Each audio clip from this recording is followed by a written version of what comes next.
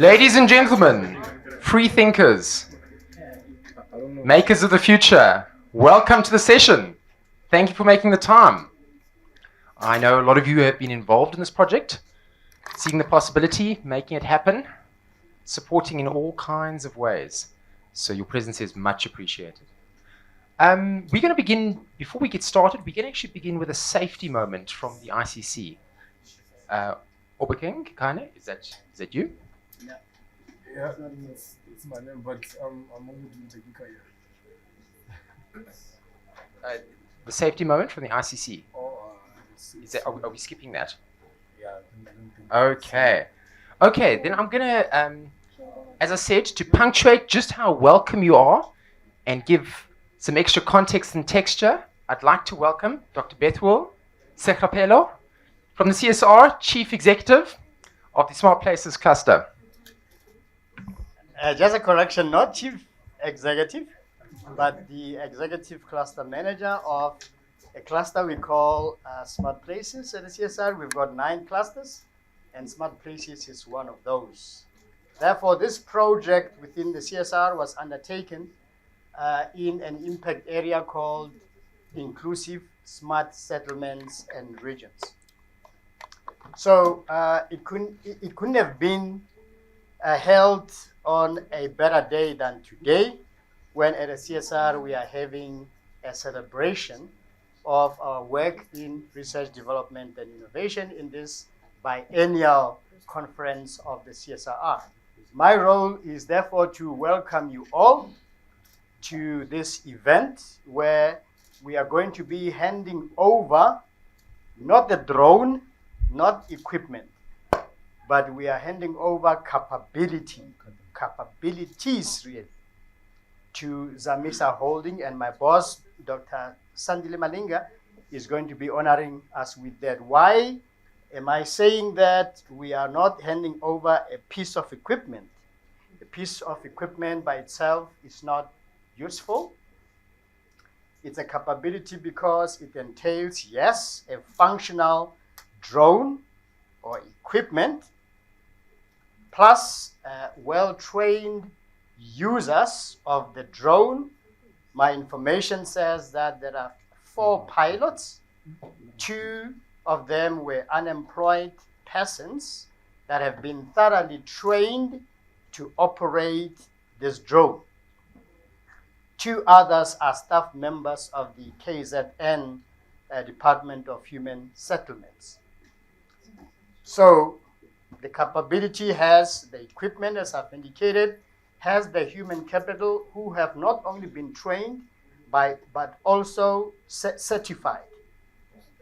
More than that, the trained people have the operating procedure or the expertise to operate the drone in a safe and effective manner. And therefore, all of those things together are capabilities which the CSIR, as part of the collaborators in this project, will be handing over that capability. So, and I'm not trying to perhaps take some of the words that others that will talk after me would say, but I was given 10 minutes and I know that I've spent about 4 minutes.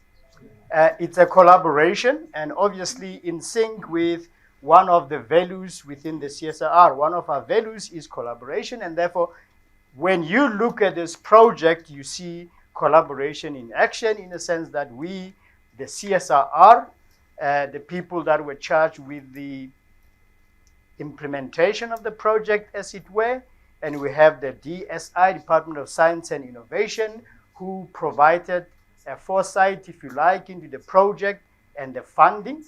And you had TIA, who were really the custodian and the manager of the project. So the project managed everything to ensure that, like, the funds and the intentions of the funder are all achieved. And then you had Zamisa Holding, who obviously going forward, they are tasked with making sure that the capability gets to be used in providing different offerings or offerings to different customers. And ladies and gentlemen, as I've indicated, my role is to welcome you all, and therefore, on behalf of the CSIR, I welcome you all to this auspicious occasion of handing over or celebrating the achievement of a project that we started in 2019 in the handing over of the capabilities to Zamisa Holding. Thank you. Thank you very much, Doctor. And as was mentioned, please, Dr. Seklepelo, a huge thank you from us. Thank you very much. A token of our appreciation. Okay, yes. Have you taken it? Okay, thank you. Now, as was mentioned, the Technology Innovation Agency was right in the middle of this process. So, Mr. Vusi Kusana, Executive for Innovation Enabling and Head of Technology Stations, a few remarks on the process and project. Thank you very much. Thanks, Program Director. Greetings to all representatives from all different government departments and their entities. I think I'm the one that should make a disclaimer that I was never involved with the project because the people who have been involved in the projects are the people that are sitting there. So we need to make that acknowledgement to say some of us show up with a tie and we want to eat the food, cut the ribbon, and we don't do the work. So we appreciate the efforts, hard sweat, and all those sleepless nights in making things work. I'm actually representing the acting CEO of the Technology Innovation Agency, who would have loved to be here because these projects and initiatives are at his heart. You know, he leads with the heart. And one of his aspirations is to make sure that, we start initiatives that promote inclusivity and participation of those who previously did not participate, and most importantly, youth. Dr. Betwell, there is youth in the group from Zamisa, so you are correct. This addresses the issue of youth participation in science, engineering, and technology. Hence, he would have loved to be here because that is at his heart of the things that he does. So, in the TIA Act and its objective, without having to read it as it is, you will see that it's the issue of exploitation of knowledge, science for the benefit of our communities and society. I think for me, these initiatives demonstrate exactly that, where we look out for solutions, we look out for capabilities, and we make sure that they benefit societies, in this case, the human settlement aspect. So it does actually speak to the mandate of TIA. But I think there's one thing we've not done right, is to talk and publicize such call it achievements and the things that I believe we've got right. I think we need to do more of this. These are small wins, but we must talk more and more about it so that people can see how science, engineering, and technology could be of benefit to the society.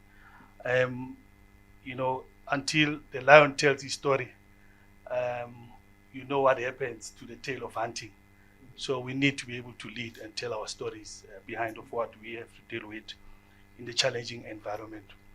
Dr. Betwell, you make a comment around the issue of these are actually capabilities, because sometimes people think you get the technology right, you get the market right, that's about it.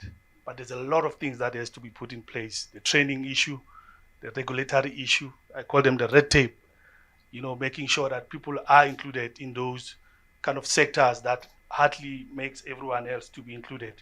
My sense is that this project, from the learnings and the things that the team had to deal with, will be able to provide some of the know-how and kind of tested methods to be able to, if we are to scale up such initiatives in other areas and regions, we have a lot of learnings that we've gathered over this to deal with improving the regulatory issue, making it easier for people to be involved in this.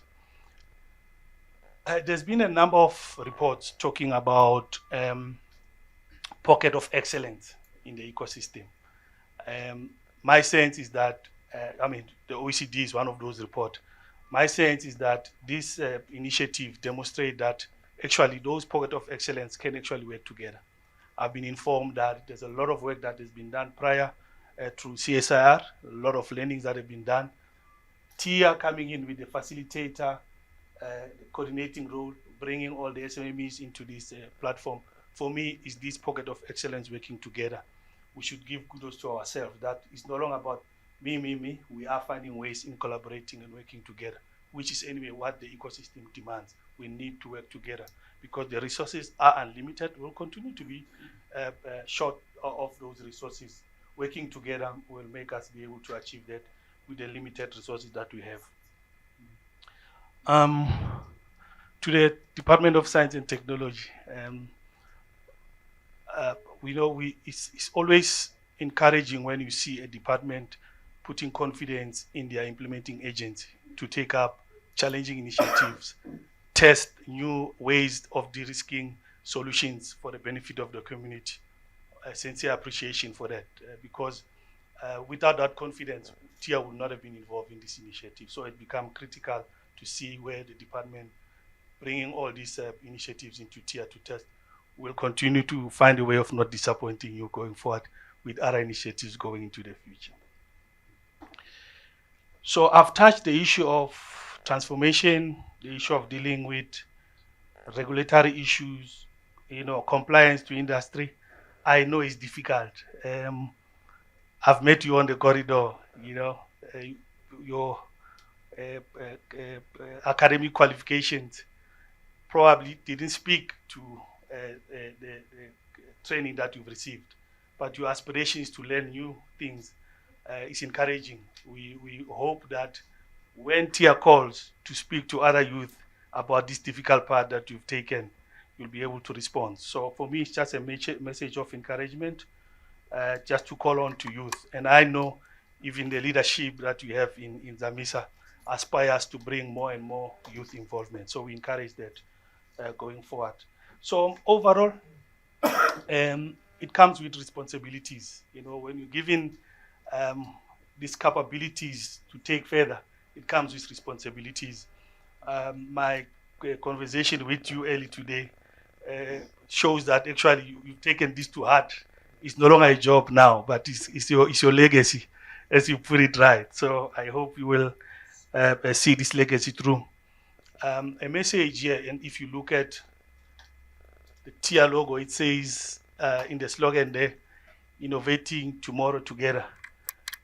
We are not going to let go. We'll travel the path with you because we believe that future South Africa will be built in working with you. You are the people who innovate to come up with these ideas. We can just be able to encourage. So the answer is that we are not letting go.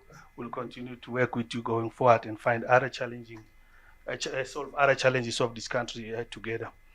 I think the data, the reports, the demonstrations, and all the key useful outputs of these initiatives will be critical in promoting better decision making for government. And for me, we've ticked that box to make sure that our government becomes an effective, responsive, and actually quick in making policies.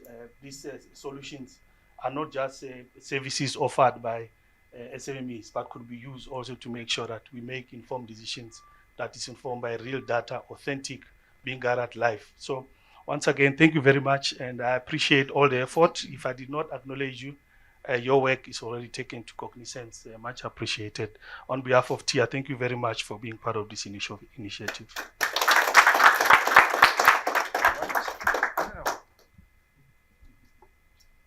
Thank you very much.